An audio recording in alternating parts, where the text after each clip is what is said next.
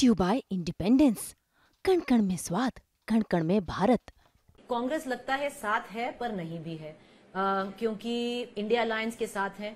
जब आपकी गिरफ्तारी की बात आई, जब अरविंद जी की गिरफ्तारी की बात आई, जमकर साथ दिया और आप लोगों के साथ बोले।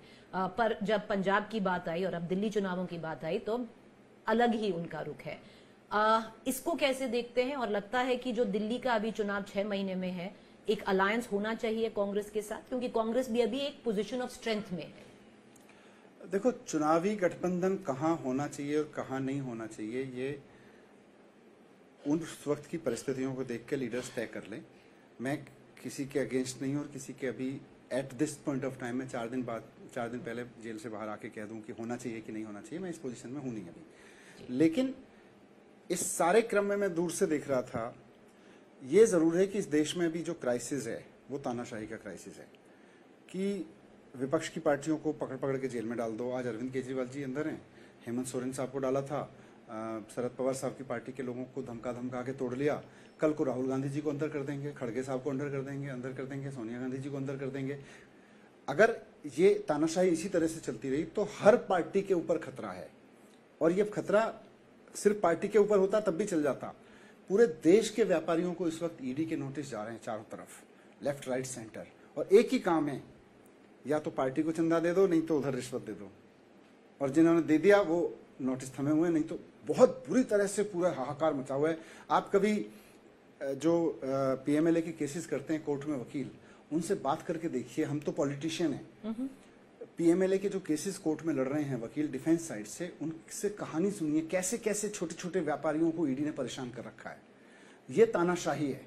व्यापारी बेचारा अपना काम चला रहा है, उससे कहीं टैक्सेशन में मिसकैलकुलेशन हुई है या थोड़ी बहुत उसने गलती भी की है। कोई 500 करोड़ का व्यापारी है, उसने 5 लाख रुपए के टैक्स में कुछ इधर उधर किया, वो कह रहा है जी मैं 50 लाख देने को तैयार हूं। तो मनीष जी आप क्या? तो मैं कह रहा हूं कि ये जो तानाशाही है, इसके खिलाफ सबको एक साथ जुट के लड़ना पड़ेगा। तो क्या आप हिंट दे रहे हैं कि कांग्रेस और आपको एक साथ लड़ना चाहिए दिल्ली चुनाव लड़ना चाहिए कि नहीं लड़ना चाहिए? जब चुनाव की टेबल पे बात हो तब करें।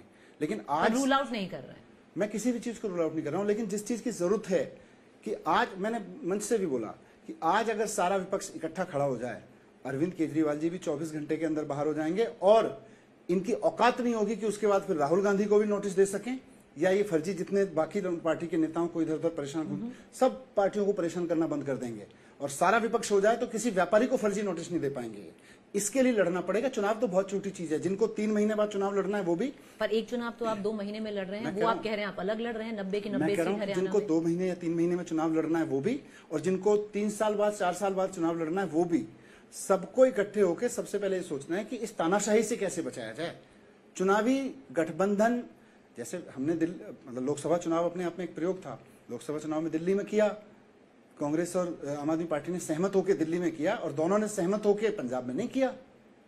कहां हमने बीजेपी को रोक सकते थे? हमें लगता था यहां रोक देंगे, मिलकर रोक देंगे, नहीं रोक पाए, एक घटना है।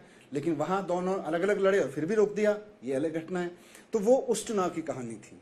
अगले चुनाव की कहानी जो 2 महीने बाद होगा या 6 महीने बाद होगा, 1 साल बाद किसी का चुनाव हो रहा है, हर चुनाव की कहानी अलग अलग होगी। चुनावी गठबंधन लेकिन सारे विपक्ष का, और बल्कि विपक्ष नहीं, मैं तो कह रहा हूं जो उनके एनडीए के कुनबे में शामिल हैं, कल को डेमोक्रेसी पे जब खतरा हो रहा है, तानाशाही हो रही है, तो खतरा उनपे भी है। चंद्रबाबू नायडू साहब 4 महीने पहले ही गलत तरीके से जेल में डाले गए थे इसी तानाशाही की वजह से।